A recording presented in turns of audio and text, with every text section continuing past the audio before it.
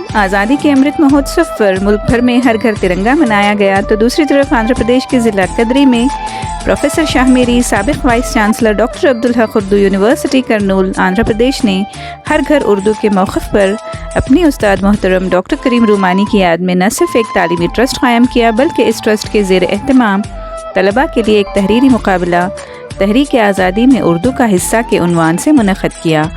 Professor Muzaffar शाहमेरी ने उन्वान मज़कूरा पर कलीदी खुतबा पेश किया।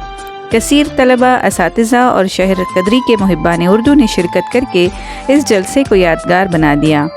50,000 से ज़ायद की लागत से मुनक़्क़िद किए गए इस मुकाबले में 100 से ज़ायद तलबा ने हिस्सा लिया, जिनमें डिग्री, इंटर और 10वीं जमात के तलबा को पहला, दूसरा और तीसरा इनाम बिल तरतीब 1,750 और 500 रुपये दिए गए।